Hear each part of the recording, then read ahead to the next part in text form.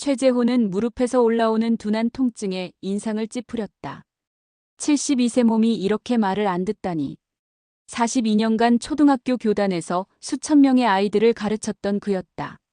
항상 꼿꼿한 자세로 교실 앞에 서 있던 모습이 자랑이었는데 이제는 지팡이 없이는 걷기도 힘들어졌다. 수술한 지 2달이 지났지만 회복은 더뎠다. 집안 곳곳에는 아내 순자의 흔적이 남아 있었다. 부엌 찬장에 정갈하게 놓인 그릇들, 거실 한편에 작은 화분, 그리고 책장 한편에 꽂힌 낡은 일기장까지. 순자가 세상을 떠난 지 벌써 3년이 흘렀다. 현관문이 열리는 소리가 들렸다. 큰아들 도현과 딸 은지가 들어왔다. 도현의 얼굴은 평소보다 심각해 보였다. 아버지, 앉으세요. 할 말이 있어요. 재호는 소파에 조심스럽게 몸을 맡겼다. 도현이 입을 열었다. 이렇게 혼자 사시면 위험해요. 넘어지기라도 하면 누가 알겠어요? 은지도 거들었다. 맞아요, 아버지. 저희가 매일 올 수도 없고. 재호의 가슴이 답답해졌다. 아이들이 하려는 말이 무엇인지 짐작이 갔다. 43년간 교단에서 쌓아온 자존심이 목구멍까지 올라왔다. 그래서 도현이 조심스럽게 말했다. 요양원을 알아봤어요. 시설도 좋고 의료진도 상주하고. 재호는 벌떡 일어서려다가 무릎의 아픔에 다시 주저앉았다. 그 모습이 더욱 처량해 보였다. 나를 요양원에 보내려고? 아버지의 안전을 위해서예요. 혼자 계시기엔 너무 위험해요. 재호는 책장을 바라봤다. 순자의 일기장이 조용히 그를 바라보고 있었다. 마치 무언가를 말하려는 것처럼. 일주일 후 도현과 은지가 다시 찾아왔다. 이번에는 구체적인 계획을 들고 왔다. 도현이 팜플릿을 꺼내며 말했다. 이 요양원 받는데 한 달에 300만 원이면 충분해요. 아버지 연금으로도 감당할 수 있고요. 은지가 덧붙였다. 그리고 아버지, 이 집을 전세로 놓으면 보증금도 나오잖아요. 민지 대학 등록금도 해결되고. 재호는 찻잔을 놓으며 손이 떨렸다. 자식들이 자신의 집까지 넘보고 있다는 사실에 분노가 치밀었다. 이 집은 내가 평생 모은 돈으로 산 거야. 내 교단이나 마찬가지라고. 도현의 목소리가 높아졌다. 아버지, 현실적으로 생각하세요. 혼자 살기엔 너무 큰 집이에요. 그리고 민지도 좋은 대학 가려면 돈이 많이 들어요. 은지의 말에 재호는 고개를 저었다. 내 집을 팔아서 손주 학비를 내라고? 그게 자식이 할 말이야? 거실이 조용해졌다. 도현과 은지는 서로 눈치만 살폈다. 재호는 지팡이를 짚고 일어났다. 나는 아직 정신도 멀쩡하고 내 앞가림은 할 수 있어. 요양원 따위는 생각도 마. 그러나 마음 한편으론 불안했다. 정말 혼자서 괜찮을까? 무릎은 날마다 아팠고 집안일도 점점 버거워졌다. 하지만 자존심이 허락하지 않았다. 평생 남의 신세를 지지 않고 살아온 교장으로서의 자부심이 있었다. 순자의 일기장이 있는 책장을 다시 바라봤다. 언젠가는 열어봐야겠다는 생각이 들었다. 도현은 포기하지 않았다. 며칠 후 아침 일찍 찾아와 재호를 설득했다. 그냥 한 번만 보러 가세요. 구경만이라도. 재호는 마지못해 도현의 차에 올랐다. 무릎이 아파서 거절하기도 힘들었다. 요양원은 생각보다 깔끔했다. 로비는 호텔처럼 꾸며져 있었고 직원들도 친절했다. 시설 관리자가 안내를 시작했다. 여기는 개인실이고요. 간병 서비스도 24시간 제공됩니다. 재호는 복도를 걸으며 주변을 살폈다. 여기저기 앉아있는 어르신들의 모습이 눈에 들어왔다. 그들의 눈빛이 묘하게 멍했다. 마치 영혼이 빠진 것처럼. 여기 계신 분들은 어떻게 지내세요? 다들 만족하고 계세요. 규칙적인 생활에 의료 서비스까지 완벽하죠. 하지만 재호의 눈에는 다르게 보였다.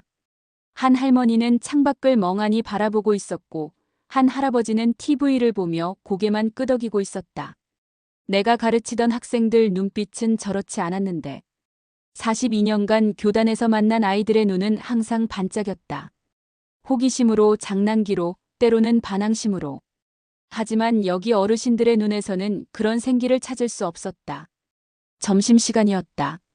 어르신들이 식당으로 이동했다. 모두 조용히 질서정연하게, 마치 훈련받은 것처럼.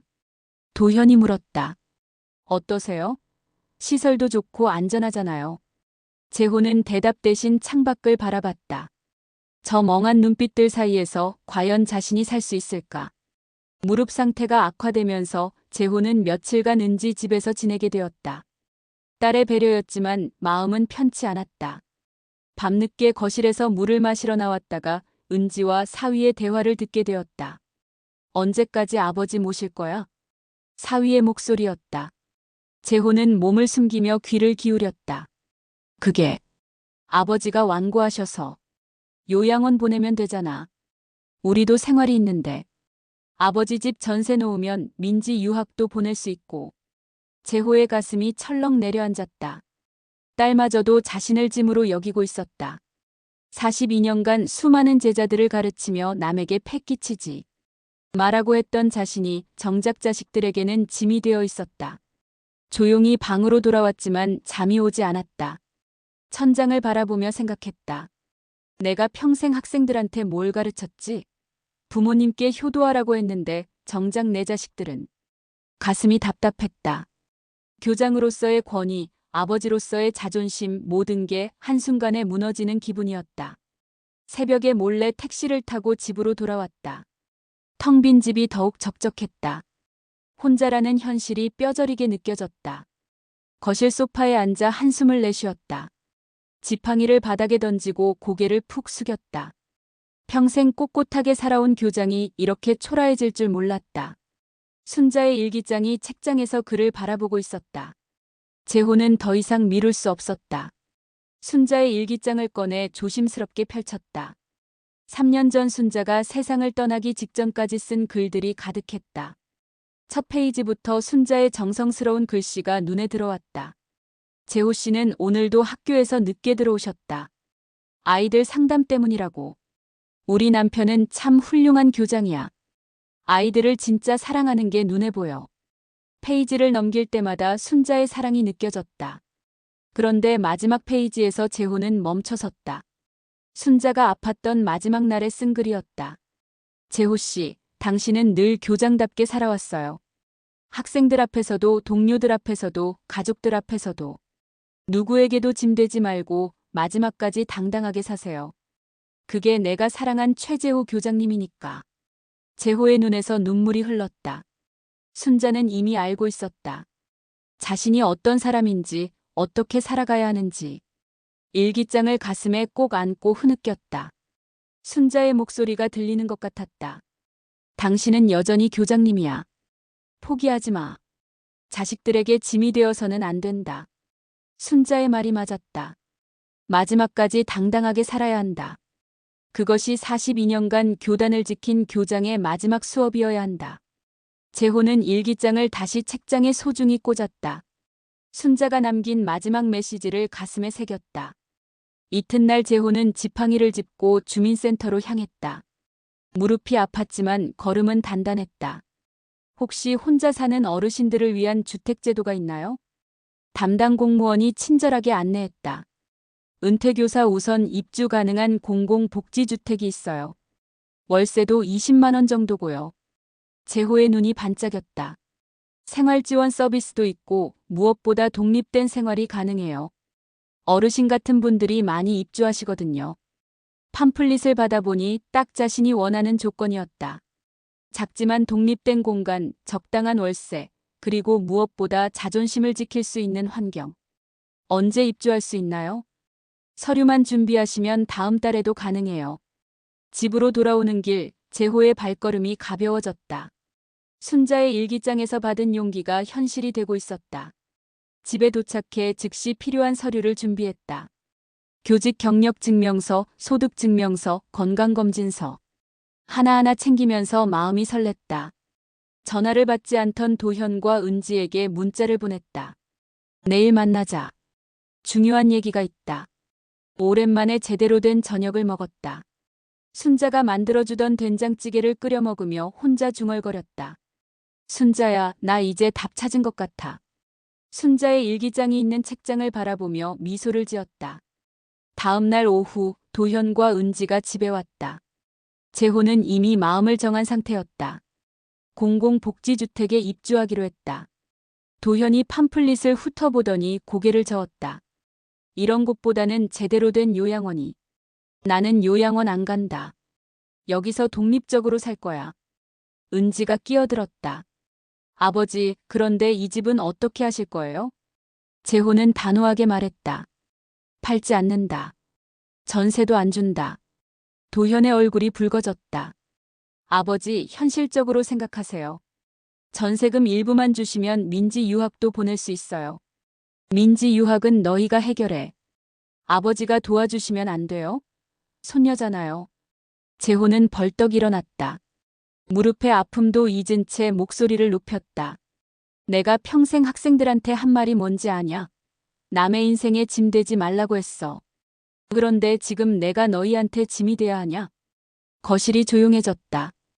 도현과 은지는 아버지의 분노에 압도되었다. 42년간 교단에서 아이들 가르치면서 한 번도 남의 돈 바라본 적 없어.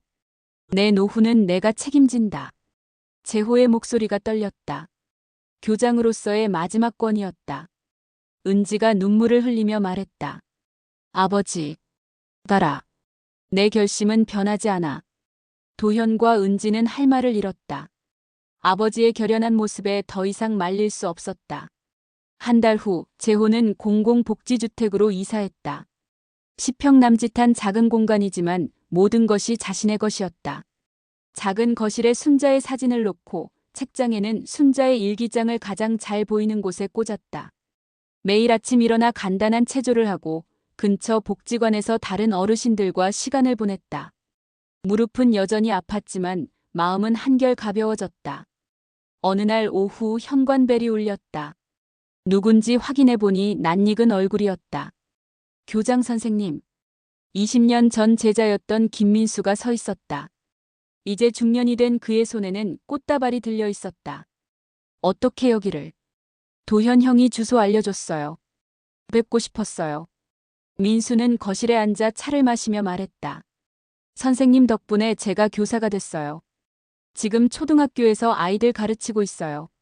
재호의 가슴이 벅차올랐다. 선생님이 항상 하신 말씀 기억해요. 너희들은 모두 소중한 존재다. 누구에게도 지지 말고 당당하게 살아라. 그 말을 듣는 순간 재호는 자신이 올바른 선택을 했다는 확신이 들었다. 그 후로도 몇 명의 제자들이 찾아왔다. 모두 재호를 기억하고 있었고 그의 가르침을 소중히 여기고 있었다.